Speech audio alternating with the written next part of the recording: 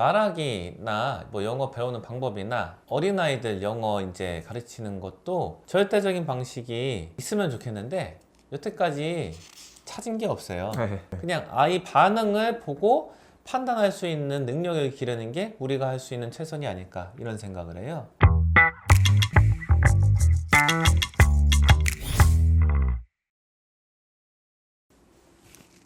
구독자 사연들 살펴보고 있습니다. 요분 사연은요, 아이가 중학교 2학년 남학생인데 지금 펜슬 정도의 단어의 스펠링을 잘 모른다고 합니다. 그래서 고민이시라고 하십니다. 이력을 보면은 초등학교 2, 3학년 때 아일랜드 원어민과 함께 한국 여자 선생님 이렇게 부부 공부방에 다녔고, 그 다음에도 계속 어학원을 다니고 폴리 학원이라고 해서 리턴이 좀 대상으로 하는 그런 학원에 다니다가 중간중간 그만두기도 하고, 그래서 영어 교육 이력이 좀 상당합니다. 4, 5년 정도는 네네. 다녔다고 볼 수가 있겠네요. 그래서 평균 뭐 이상이라고 생각을 해요, 저는. 여기 특징적인 거는 숙제는 안 하면서 네. 주로 다녔다. 네. 이게 좀 특징적인 것 같아요. 네네. 중학생 때부터는 조금씩 하는 양을 늘려오고 있으시다, 이런 말씀이신 것 같아요. 근데 이 중에서 특징적인 거는 단어는 거의 안 한다, 그리고 에세이 숙제는 조금씩 하시고 있다, 네네. 이런 상황이신데 스펠링 문제가 두드러진다 네네. 하는 건데, 스펠링은 어떻게 보십니까? 이거 전면적으로 이거를 먼저 바꿔야 될까요? 우선순위가 어떻다고 보세요? 스펠링은 그 자체의 문제가 아니고요, 문제의 발현이다.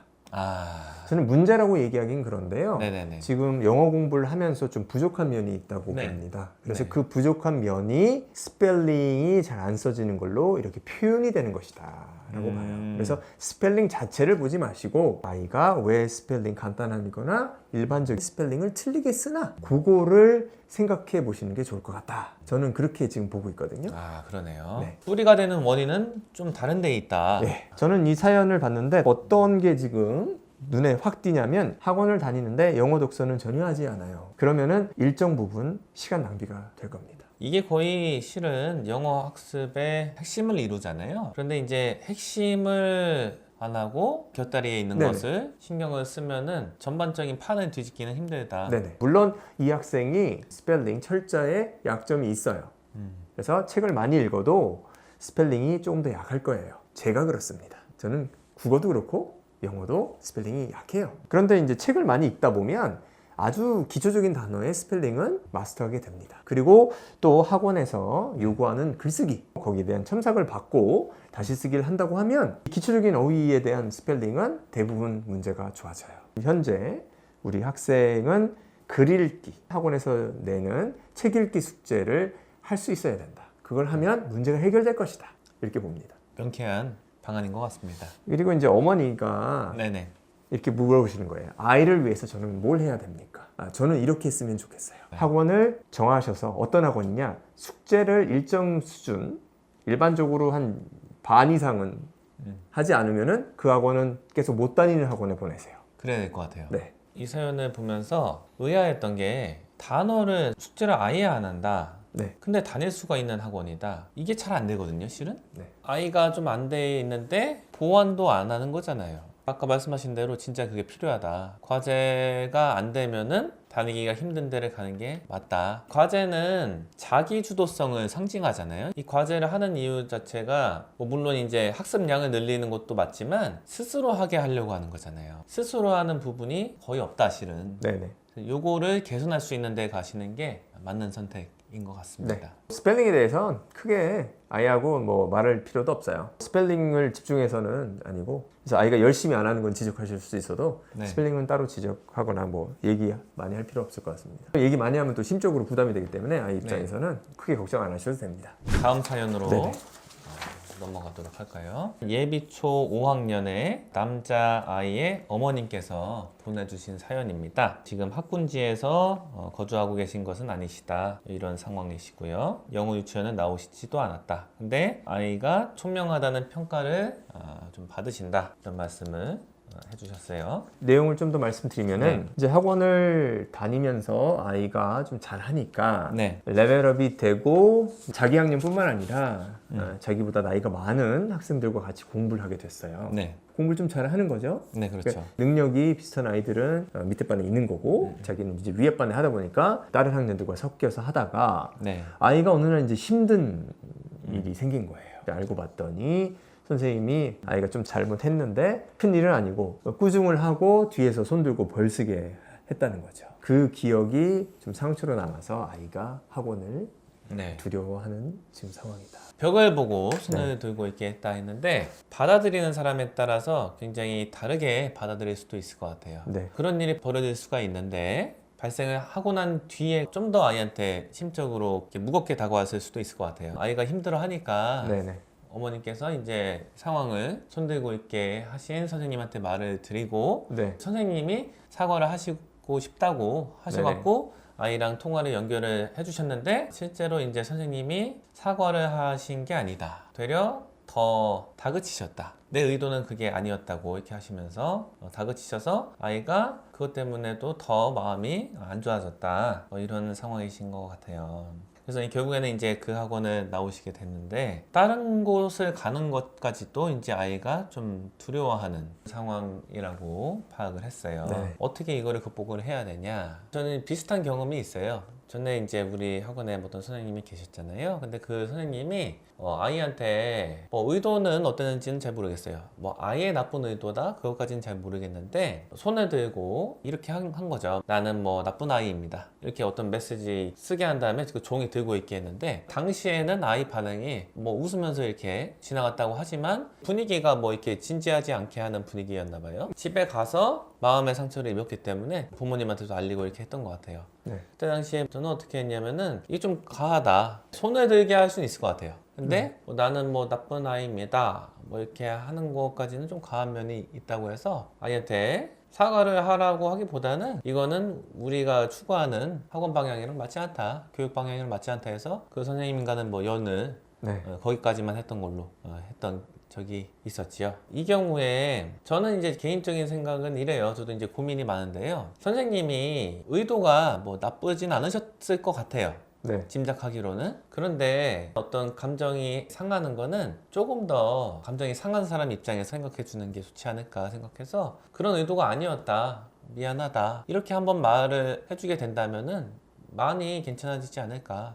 지금이라도 늦지는 않았을 것 같아요. 왜냐면 아직도 마음에 그게 남아있는 거잖아요. 그럼 이게 아직도 진행되는 일이라고 하는데 이걸 언제까지 달고서 살 수는 없잖아요. 네네. 선생님한테도 이렇게 안 좋게 이렇게 접근하시기보다는 말씀 한번 주시는 게 나을 것 같아요. 그 일이 끝나고 나서 저희 아이가 괜찮아졌으면은 정리가 되는 게 맞았겠지만 저희 아이가 아직까지도 거기서 빠져나오지 못하고 있으니까 한번 말씀해 주실 수 없겠냐. 그런 의도가 아니었고 어쨌든 간에 마음이 많이 상하게 됐기 때문에 그거는 좀 나도 마음이 안 좋다. 이런 정도 말이라도 좀 전해달라고 연락을 드리면 어떨까. 저는 이런 생각인데 어떻게 보십니까? 저는 아이 입장으로도 좀 생각을 하고 있어요. 아이에게 이제 도움이 되는 방법이 뭘까 좀 생각을 하는데 상당히 쉽지 않은 상황이에요. 그리고 일정 부분 공론화가 됐다고 저는 봐요. 상황을 읽어보니까. 그래서 네. 학원에서는 학원에 구성하시는 분들, 다른 선생님들은 어떤 상황인지 인지가 되고 그것이 꼭 아주 바람직하지는 않다는 그런 공론은 지금 형성이 됐을 거라고 보고 제가 봐도 좀 과한 면이 있어요, 선생님이.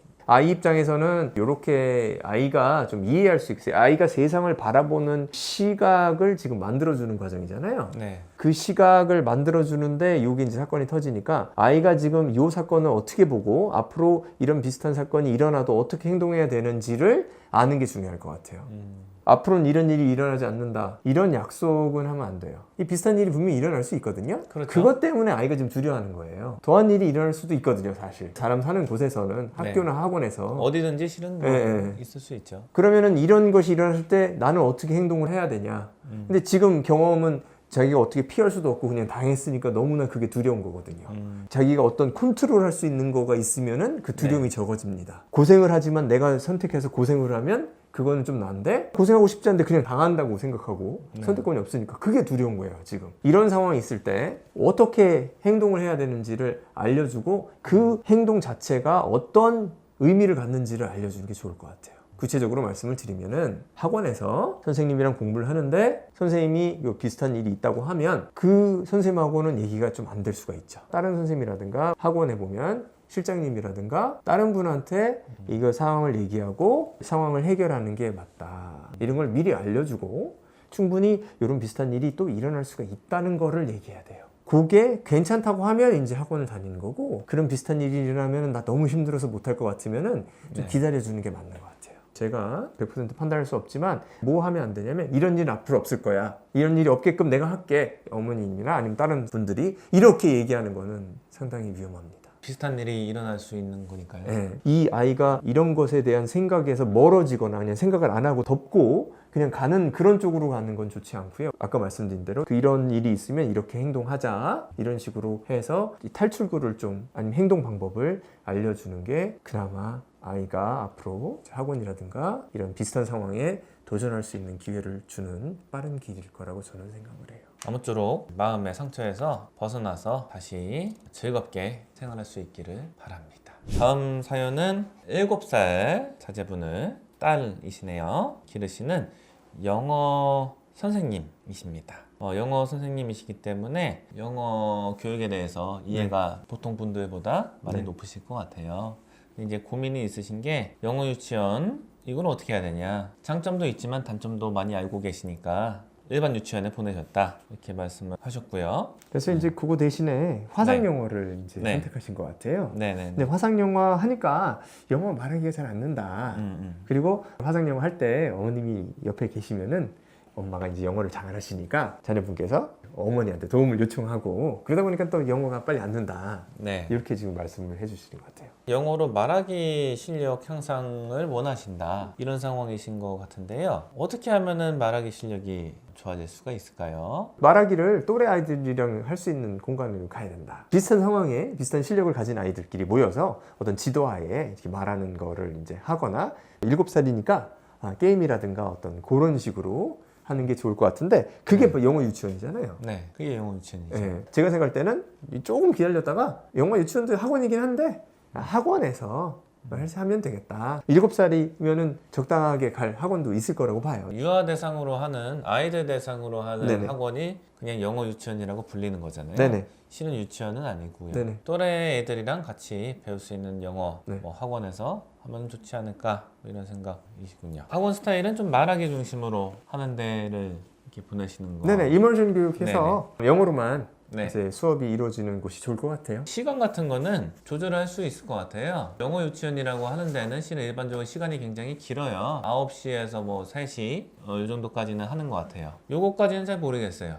이렇게 뭐 다 시간을 그 정도로까지 해야 되는지 모르기 때문에 시간을 만약에 조율하실 수 있는 데가 있을 거예요. 주변에 만약에 학원이 어느 정도 이제 활성화가 된 지역이라면은 시간도 뭐 선택하실 수 있으니까 시간의 양 같은 거는 조정하시면서 접근하시는 게 뭐 어떨까 생각하고, 어머니께서 영어가 되시니까 뭐 가능하시다면은 그냥 평소에 자제분이랑 영어로 좀 얘기를 하시면 어떨까 뭐 이런 생각이 있어요. 아마 그 화상영어 하시는 분들이 나이 차이가 꽤 날 거예요. 아마 성인이실 텐데 7살 아이랑 할 이야기가 많지는 않으실 것 같아요. 뭐 선생님에 따라 좀 많이 다르긴 할 것 같은데요. 대부분은 아마 그 정도까지 뭐 이렇게 대화를 이끌고 이럴 분들은 많지는 않을 거예요, 실은. 어머니께서 또 같이 좀 얘기를 기회를 내서 해보시면 어떨까 뭐 이런 생각이 듭니다. 비율 같은 거는 아예 반응을 보고서 조율을 하시면은 괜찮을 것 같아요. 그리고 말이 되려면은 일단은 그 말을 해야 되는 상황에 있어야 되는 것도 맞는데,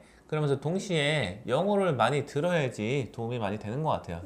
듣는 것뿐만 아니라 영어로 된 뭐 텍스트도 좀 읽으면 도움이 되니까 그런 거는 이제 아이 반응 보시면서 읽거나 듣거나 하는 거 양 같은 거를 조정하시면서 말하기랑 병행을 하시면은 더 좋지 않을까 이건데, 저는 이제 이런 생각을 하는 거예요. 말하기나 뭐 영어 배우는 방법이나 어린아이들 영어 이제 가르치는 것도 절대적인 방식이 있으면 좋겠는데 여태까지 찾은 게 없어요. 절대 방식이.